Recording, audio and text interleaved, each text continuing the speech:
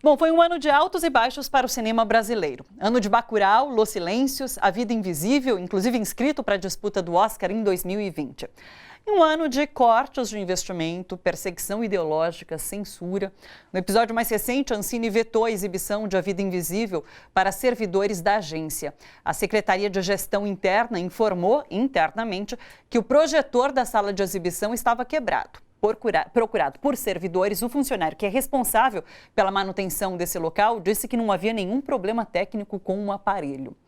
Entre as atrizes que atuam em A Vida Invisível está Fernanda Montenegro, que foi xingada de podre, mentirosa pelo atual secretário de Cultura, Roberto Alvim.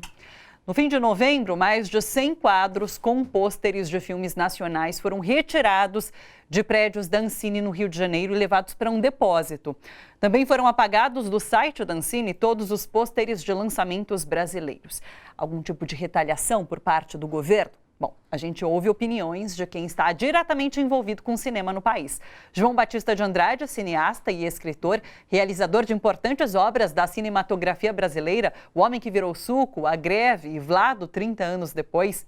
Estamos também com Beatriz Aigner, cineasta e diretora de Los Silêncios, e Flávia Guerra, jornalista, documentarista, crítica de cinema e editora do Tela Tela. Sejam todos muito bem-vindos, muito obrigada pela presença aqui. Obrigada. Prazer recebê-las. Bom, vamos fazer assim, a gente começa então fazendo críticas ao ano de 2019, ao que foi esse ano, vamos pontuar o que foram declarações que foram feitas, o que foram os desmontes que foram feitos, depois a gente vai para o lado bom, de lançamento, de tudo que rolou de legal. Vamos começar com você, João Batista, o que você aponta como um possível retrocesso quando a gente está falando em cinema em 2019. A gente sabe que tivemos várias declarações por parte do presidente da República, mudanças na Ancine. O que você pode falar sobre esse cenário do cinema em 2019? O retrocesso maior é a quebra de conquistas históricas do cinema brasileiro, né? Aliás, para o público todo entender, tem um mecanismo no Brasil que é para não dar certo. Principalmente na área da cultura, que é o seguinte: quando começa a dar certo, acaba. Sim. Quer dizer, há um corte, isso vem desde o começo do cinema brasileiro. Então, mais recentemente, a Embrafilme, quando foi criada, nós chegamos a ocupar 140 dias por ano do mercado. Nenhum país latino-americano tinha conseguido nem a metade disso, porque os americanos dominam 80%, 90% dos mercados nos países latino-americanos. Então, mas como aí o cinema foi crescendo, é claro que aí começa a criar problema. Aí vem o governo, faz o quê? Em vez de resolver o problema, acaba com a Embrafilme. A gente fica 10 anos pelejando para refazer, depois a gente consegue fazer a Ancine. Aí a Ancine vai, cresce, começa a ser importante, consegue abrir a televisão e tal. Quando você vê que o cinema brasileiro está deslanchando, que tem volume, tem qualidade e tal, vem um outro governo para derrubar. Então, esse é que é o problema da cultura brasileira. Quer dizer, o Estado é importante para a cultura brasileira é importante para as pessoas e a gente não consegue avançar. Toda vez que a gente avança, a gente tem que recomeçar. É o que aconteceu agora e está acontecendo agora. Esse ano não tem algo que é ainda mais preocupante, que é essa perseguição ideológica, de você achar que sempre há um viés ideológico na cultura e por isso a gente precisa acabar com o que está sendo feito para reformular e transformar de alguma forma, e daí você acaba com o setor, de fato. Isso aí, por exemplo, é uma visão particular com relação ao cinema. Mas eu vou dizer mais geral. Quer dizer, qualquer político ou grupo político que quer dominar o Estado, quer fazer um Estado duro, repressor e tal, primeira coisa que ele ataca é a política, é a cultura. Porque é ali no mundo da cultura que surgem as ideias. E a cultura envolve a universidade, o cinema, o teatro, a literatura, tudo. É onde circulam as ideias se renovam. Então, naturalmente, são críticos e em eleições costumam votar mais à esquerda, né? Então, a primeira coisa que eles fazem é criar qualquer motivo para reprimir o setor cultural. Aí acaba com o cinema, acaba com o teatro, acaba com a universidade. É a coisa que o governo está exatamente fazendo. O cinema é um deles, é uma dessas peças, um desses setores que o governo faz questão de destruir. Beatriz. Eu acho que realmente é muito triste, porque a gente vê todo um trabalho de mais de 20 anos, né, de construção de uma indústria que, sendo pautada por leis, né, sendo pautada por uma autarquia, né, por um fundo que é gerado pelo próprio setor, né, o Fundo Setorial do Audiovisual, ele é gerado por Condecida e por taxas da taxa do ingresso que as pessoas compram, né, da televisão, do telecom que passa os nossos filmes. Então, assim, né, parecia que tinha uma certa independência, que independente do governo que viesse, a maneira como foi estruturada, que teria uma certa independência, que foi estruturada de uma maneira bastante democrática, assim, muito diálogo com as associações de cineastas, de documentaristas, de mulheres, assim, vários, né? Então, foi construído de uma maneira bastante... enfim, democrática de uma certa maneira, apesar de sempre ter as lutas econômicas dentro do setor, dos grandes, com os menores, com os mais populares, com os que, né, mais de filme de arte, enfim, mas sempre foi um diálogo muito rico, assim, entre várias pessoas muito diferentes, mas que realmente valorizavam, né, a identidade do povo, né, um lugar de reflexão, de crítica e tudo mais.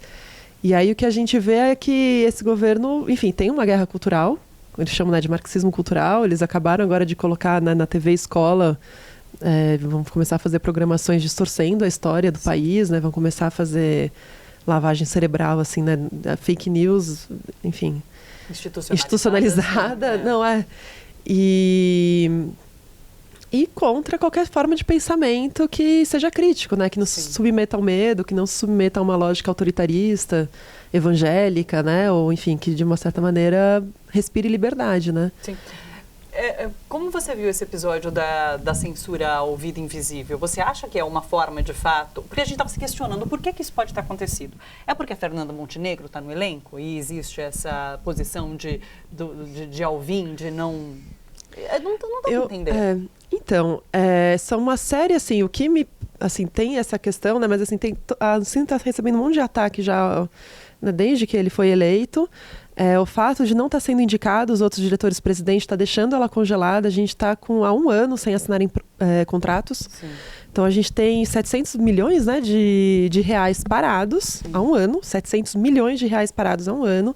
A gente tem 300 mil pessoas que dependem desses recursos para sobreviver, porque é uma indústria na qual cada R$1 do fundo setorial gera depois 2 de volta para o governo e... Enfim, são centenas de milhares de pessoas que trabalham com isso, né? Então, vai desde o técnico de câmera, eletricista, o motorista, o catering, os hotéis, os atores, maquiadores, enfim, é muita gente trabalhando com isso, né? Então, ela está congelada há 1 ano é muito preocupante. E o fato deles não estarem assinando nenhum contrato, porque estão com medo de aquela questão do TCU, né? Então, a gente vê que tem uma certa tentativa de criminalizar o meio. Acho que também como se todo mundo, sei lá, roubasse recursos, como se fazer cultura fosse algo, sei lá, que fosse feio, né? Trabalhar com cultura, com educação, né? Que a gente tivesse ter, sei lá, vergonha de trabalhar com isso, né? Então achei muito emblemático, assim, o que aconteceu no Festival de Gramado esse ano, que jogaram as pessoas passando pelo tapete vermelho, protestando, porque a gente sente na pele o que é um governo democrático e o que não é um governo democrático. E as pessoas, né, o público começou a atacar gelo em cima dos trabalhadores da cultura que estavam ali. Então é realmente um momento assim bastante delicado, né, do que vai acontecer. Óbvio que tinha milhões de coisas para melhorar. Tem que ser mais democrático, o acesso a esses fundos tem que ser mais democrático. Todo mundo tem que ser muito mais fácil de você conseguir acessar recursos para produzir o que quer que seja, né, os conteúdos audiovisuais. Existe uma burocracia gigantesca na prestação de contas, uma vez que a gente está usando recursos públicos. Existe, assim, você precisa ter uma equipe para fazer prestação de contas e pastas e mais pastas de documentos. Cada gasto que a gente faz tem 5 comprovantes. Então, você compra uma água e você tem a notinha fiscal da água que você comprou, você tem o extrato bancário dizendo que o dinheiro saiu dessa conta e foi para aquela, você tem o contrato com o fornecedor da água, você tem o comprovante de transferência que você comprou aquela água. Então, assim, cada gasto que é feito dentro do audiovisual, por a gente estar usando um fundo público, cada gasto é comprovado 5 vezes de que foi usado direito aquele dinheiro. Isso gera uma montanha de papeizinhos e de pastas e de arquivos digitais e físicos. Então, existe realmente, né, toda essa coisa que, enfim, as gestões passadas entenderam que não era economicamente inteligente ter seres humanos contratados pelo Estado, funcionários públicos, gastando o tempo deles, checando papelzinho por papelzinho, mesmo porque os eventuais mal usos eram muito poucos. Então começaram a fazer que nem no imposto de renda, que é sorteado, todo mundo faz a prestação de conta porque tem medo de ser pego na malha fina. Aí é sorteado e aí, enfim, vai pela amostragem e é o que estava sendo feito. Então, o TCU barrou isso de uma certa maneira. São pessoas que não entendem direito como que funciona uma produção de uma obra audiovisual, né? A quantidade de coisas que você contrata e tal. Então, acho que esse episódio da Vida Invisível, na verdade, ele a questão dos cartazes, assim, é simbólico, né? Obviamente, é uma coisa... A minha sensação dos cartazes é que eles estavam com vergonha de fazer de tudo que está acontecendo lá dentro na frente dos nossos filmes, sabe? Assim, sim. Tipo, não, esses fantasmas estão olhando a gente, esses personagens estão olhando a gente, vão tirar eles da parede para a gente poder aqui destruir tudo. É porque a narrativa é importante, né? Quando você está envolto por esse ambiente, você está celebrando, né? Sim. Diz que os cartazes estavam lá porque tinha que ser tudo igual, o tratamento igual a todos, tinham filmes que não estavam, filmes que estavam, mas aí é a questão, em vez de você incluir o que não está, pelo menos no site, você tira os que estão, né? Por exemplo, se a gente tem um carro com problema, você não para um grande órgão brasileiro de outra área, você não para um Ministério da Saúde porque a área da saúde tem problema, senão as pessoas morrem. Né? Claro. Você não pode parar o repasse total, você vai corrigindo conforme o carro vai andando. Na área da cultura parece que existe uma desimportância, então não vai fazer a menor diferença ficar 4, 5, 6, 10 anos sem fazer filme. E é esse ponto que a gente vai chegar? O cinema vai morrer, de fato? Eu espero que não, né? Mas eu sempre... Ontem eu até estava mediando um debate falando disso, que é assim, a gente está naquela fase, claro, somos aguerridos, né? E a gente sabe, né? Quanto tempo é sempre essa guerra. Mas às vezes cansa, né? A gente conjugar sempre esses verbos, vamos sobreviver, vamos resistir, a gente às vezes quer só existir, produzir, né? Retratar as nossas histórias. Não é pedir muito, né? Mas parece que quem trabalha com cultura e educação no Brasil é condenado eternamente, né? Eu brinco que o nosso padroeiro é o Sísifo, né? Leva a pedra todo dia, acorda, ela desceu o barranco, leva todo... Nada está ganho, nada está conquistado, nada é garantido, é sempre essa insegurança. Cultural, simbólica, não só econômica, né? Sim. Sim. Tem uma questão também que eles estão tentando estrangular a gente economicamente. Então, seguramente, todo mundo vai continuar fazendo filmes. Sim. Até porque, hoje em dia, a tecnologia nos permite fazer filme até com o celular, né, digamos assim. Né? Então, existe um acesso aos meios de produção. Mas quem é que vai conseguir sobreviver disso? Então, quem é que vai conseguir fazer filme? Vai ser só quem tem outras fontes de renda, quem não precisa disso para sobreviver. Claro. A grande maioria das pessoas que realmente estão trabalhando com isso é um ganha-pão, é a maneira que você tem recursos para dar o leite para o filho, para pagar a escola, e que aquece a economia, isso é que vai sofrer, que não vai resistir, né? Sim. Eu tenho ouvido que os resultados, inclusive, desse ano, de grandes filmes sendo lançados, são por conta de investimentos que foram feitos no passado, que daqui para frente vai ser muito complicado. O perigo é maior agora. Sim. A gente ainda está vivendo a onda dos investimentos passados. Eu queria reforçar uma coisa, que é o seguinte. As prestações de contas, você presta conta, aí glosa alguma coisa ou outra, com justiça e tal. Passa 5 anos, eles fazem de novo, você é obrigado a fazer de novo tal. Aí sempre acha uma coisinha, uma bobagem qualquer tal. Aí você fala, bom, agora eu posso jogar fora o documento? Não. Eu falo, mas quantos anos? Acho que para sempre. Porque está sempre sujeito a uma nova... É uma loucura, quer dizer, por que o doente... É menos problemático. O doente não reclama do governo. Agora, o cinema é cultura. As pessoas pensam e sabem os direitos que tem noção da importância da cultura para a sociedade e tal. Então, é claro. Então, eles vão em cima. Então, o cinema, eles podem fechar a torneira e tentar matar. Agora, eu vou dizer uma coisa. Eles não vão conseguir mais de jeito nenhum. Porque em 90, quando o Plano Collor acabou com a Embrafilme, acabou com o órgão legislador e tal, no ano seguinte, nós produzimos cerca de 80 filmes, no ano seguinte tinha acho que 2 ou 3 filmes de 140 dias por ano que a gente ocupava, devemos ter ocupado 20, uma coisa desse tipo. É um prejuízo violento. É uma entrega do mercado para um produto estrangeiro. Tal. Agora, esse ano a briga é mais feia. Esse ano o cinema cresceu muito, tem muita gente nova no setor e o pessoal que se organizou tem uma mentalidade empresarial, sabe o que é cinema e tal, e tudo, e tem muitos criadores, autores com talentos, tudo, e que já com prêmios internacionais diversos, porque no meu tempo, por exemplo, era difícil, ou você ia para Veneza, para Cannes, para Moscou, e parece que não tinha mais lugar, para Berlim, parece que era só, tá certo? Então, agora, hoje tem uma quantidade de festivais enorme, e o cinema brasileiro está abocanhando prêmio em tudo quanto é lugar, não vai ser fácil não. Então, eu acho que a coisa vai ser mais difícil. O que a gente tem visto nesse governo é que quando a sociedade reage, eles acabam tendo que voltar atrás. Então, e fazem muita bobagem também deles, por exemplo, nomear essa nova diretora da Ancine, para depois, em poucos dias, ter que mandar ela embora porque ela tem processo. Essa do audiovisual que saiu hoje, né? Então, eles são impressionantes.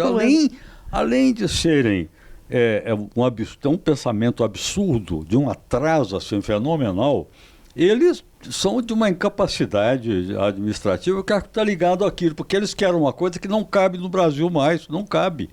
Você vê, eu publiquei outro dia que nós estamos passando por 300 anos de atraso, que nomearam um cara para a Biblioteca Nacional, que foi montado aqui na vinda do Dom João VI para cá, com um arquivo impressionante, é uma das 10 maiores bibliotecas públicas do mundo, é a maior da América Latina, e põe um cara lá que não acredita em nada daquilo. E diz que aquilo é uma bobagem e tal. Mas isso em todas as áreas. Em todas as áreas isso está acontecendo. E o cara é terraplanista, vai pôr. Diz que o Olavo de Carvalho ajuda eles a pensar, entendeu? É 300 anos de atraso. É tentar puxar o Brasil 300 anos para trás. E não consegue, não vão conseguir se a gente também não abaixar a cabeça. Não vão conseguir. E não é nem guerra, nada.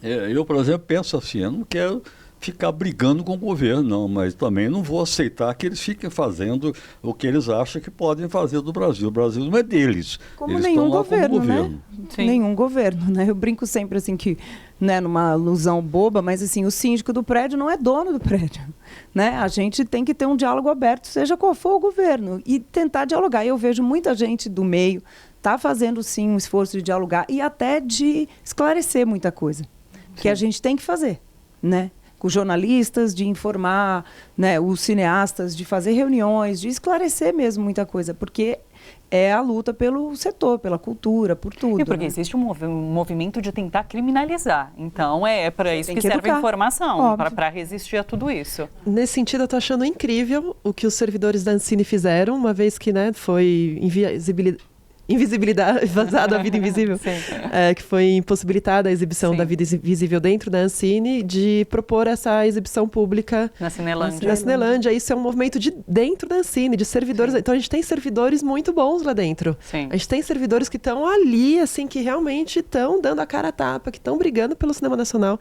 A gente nem sabe o nome deles, a gente não são pessoas que estão saindo nos créditos dos filmes, que estão saindo nos cartazes, estão ganhando prêmios e estão ali lutando pelo cinema. Sim. E eu acho que acho que é o lado bom desse episódio, é de ver que a gente tem aliados ali dentro também. Sim. Né, que estão também tentando fazer. E eu acho que a gente precisa ocupar os espaços, sabe? Os festivais brasileiros, os eventos, os debates, a gente tem que ocupar. Porque também se a gente esperar... nos festivais desse cenário que se coloca hoje, você sente algum impacto? Eu acho que o impacto...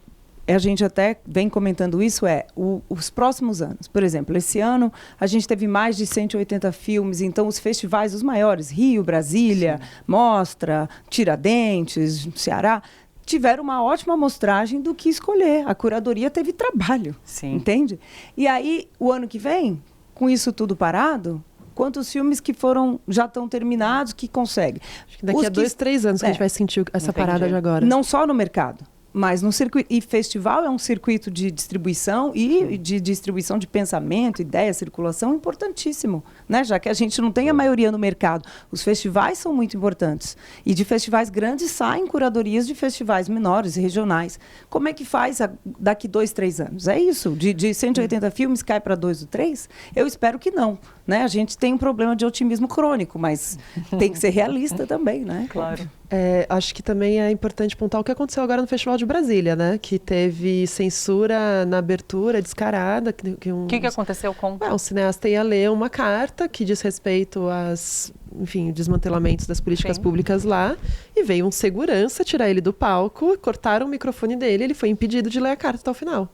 Chegamos a esse ponto de ter segurança. Mas a carta foi lida no dia seguinte, né? E o que eu acho que é importante, eu estava lá, esse ano até integrei a comissão de seleção de longas. Eu vi, você postou no Facebook, né? Sim, eu postei tudo, porque eu acho que é isso, a gente está lá ocupando os lugares e, né, defendendo o cinema que a gente acredita que eu acho que é a diversidade, né?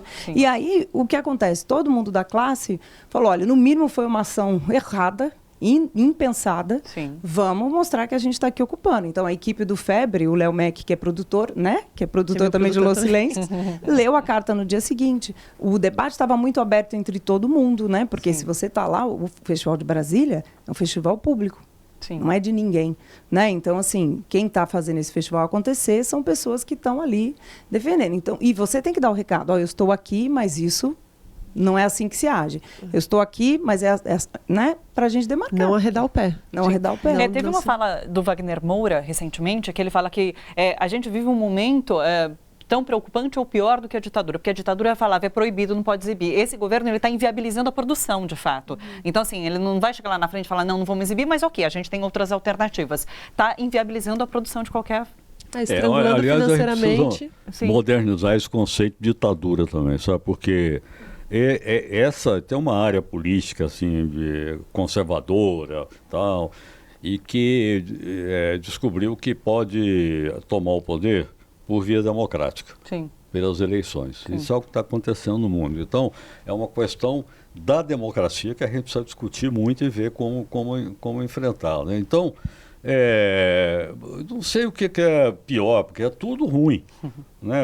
Na época, se for contar a quantidade de filme que eu tenho proibido, eu tenho uma quantidade enorme. O tempo todo eu estava com filme proibido. Liberdade de imprensa foi sequestrado pelos militares. Liberdade de imprensa foi proibido, Portinari foi proibido, depois fez Restos, que é o documentário, foi proibido, depois o Greve foi proibido, Trabalhadores Presentes foi proibido, o Ilcinho Galileia foi proibido, O Homem que Virou Suco foi proibido para a TV.